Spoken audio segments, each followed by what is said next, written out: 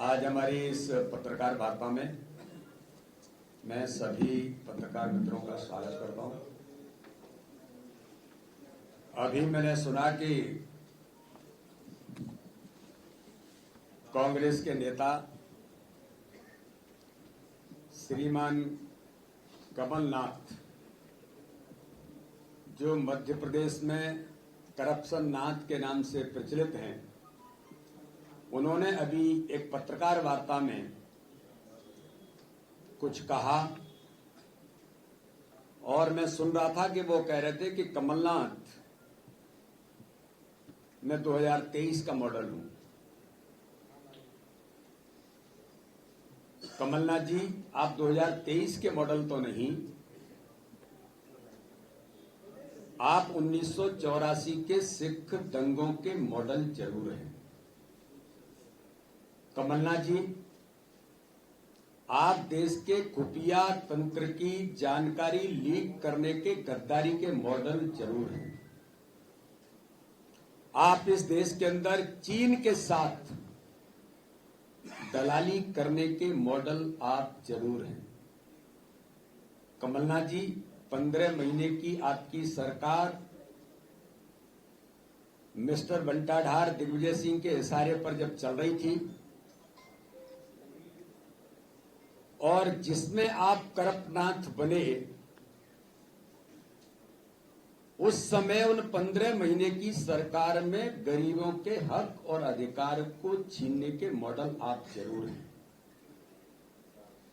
मैंने सुना कि उन्होंने कोई आरोप पत्र भारतीय जनता पार्टी की सरकार के खिलाफ जारी किया है, लेकिन इतने डरे और सहमे हुए कांग्रेस के लोग, मैं मीडिया के मित्रों के सामने बड़ी गंभीरता के साथ कहना चाहता हूं। ग्वालियर में एक सभा हुई थी, आपकी नेता प्रियंका गांधी आई थी। उस दिन उन्होंने कोई आरोप पत्र जारी किया था। घोटालों की लिस्ट उनके सामने उन्हें मिली नहीं। उनका वक्तव्य में भाषण के दौरान कहा कि वो मिल नहीं रही है, मुझे कहीं चली गई है। और उस दिन का आरोप पत्र भी किसका आरोप पत्र है, किसने जारी किया है, कौन इसका धनी धोरी है, पता नहीं था।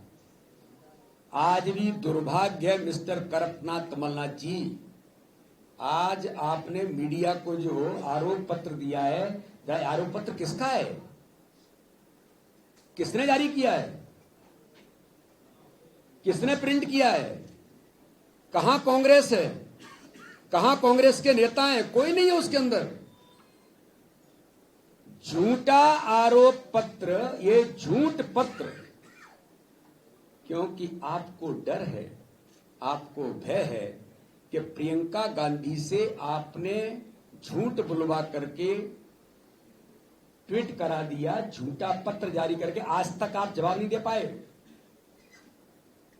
ज्ञानेंद्र अवस्थी कौन है, ज्ञानेंद्र अवस्थी कहां हैं, आज तक जवाब नहीं दे पाए। और प्रियंका गांधी झूठी साबित हो गई, आपका नेतृत्व पूरा झूठा साबित हो गया। और आज ये फिर सिद्ध होता है। मैं मीडिया के मित्रों को कहना चाहता हूं, जरा इसको खोल करके देखिए, ये किसने जारी किया है। ये कानूनन अपराध है। आपको डर है कि हमारे खिलाफ कानून कार्रवाई हो सकती है अगर हम इस प्रकार के झूठे पत्र जारी करेंगे। कमलनाथ जी, आपकी सरकार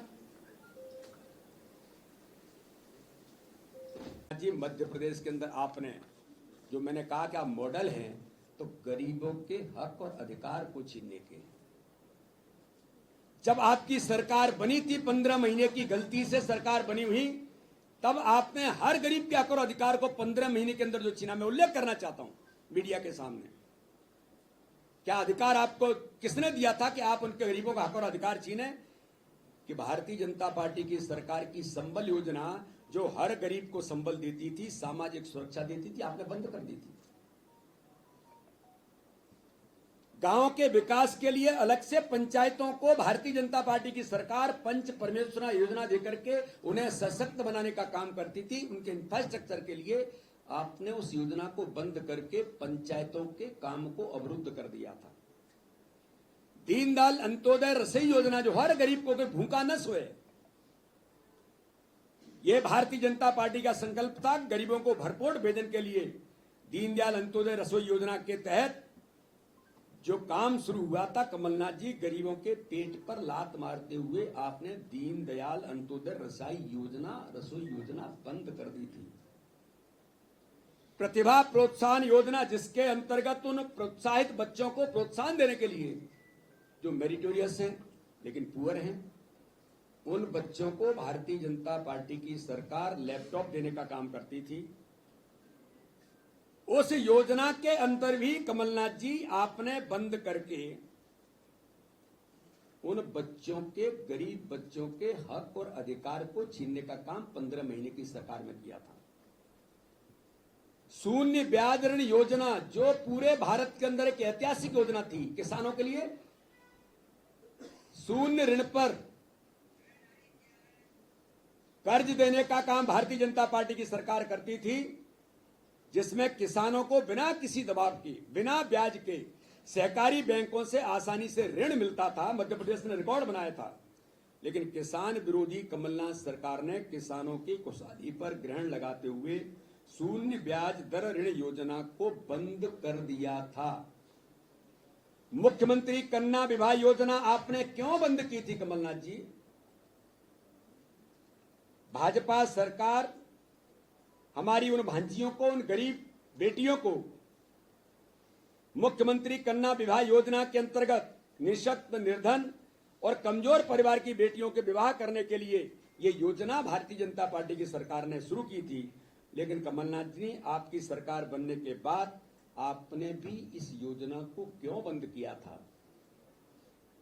आहार अनुदान योजना, प्रदेश के अति पिछड़ी बैगा, सहरिया और भारिया, मैं पूछना चाहता हूं मीडिया के मित्रों को साथ, आज मिस्टर करपनाथ, आपने इन बैगा, सहरिया, भारिया की गरीब बहनों को 1000 रुपए प्रति माह भारतीय जनता पार्टी की सरकार शिवराज सिंह चौहान के नेतृत्व में देती थी।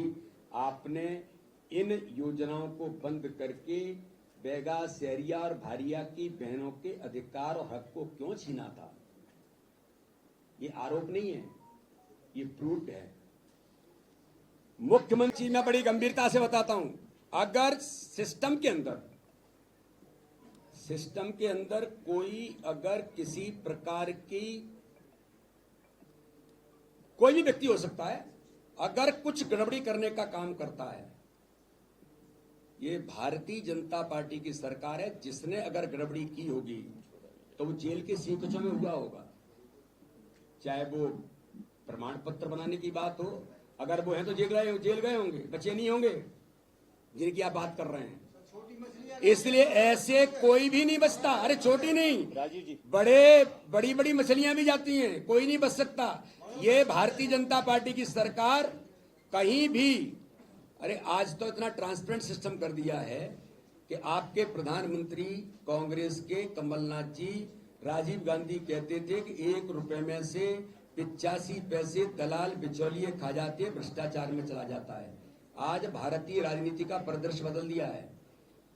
सिस्टम के अंदर ट्रांसपेरेंट सिस्टम लाने का काम प्रधानमंत्री मोदी जी ने आज इस देश के अंदर दलाल और बिचौली की व्यवस्था समाप्त करके, अगर 1 रुपया आ रहा है तो 1 रुपया ही गरीब के खाते में जाता है। ये राजनीतिक नहीं, व्यवस्था के अंदर इतना बड़ा परिवर्तन किसी ने लाया तो भारतीय जनता पार्टी की सरकार ने लाया। तो इसलिए सर्टिफिकेट देश की जनता, प्रदेश की जनता देती है। ऐसे झूठ और छल कपट की राजनीति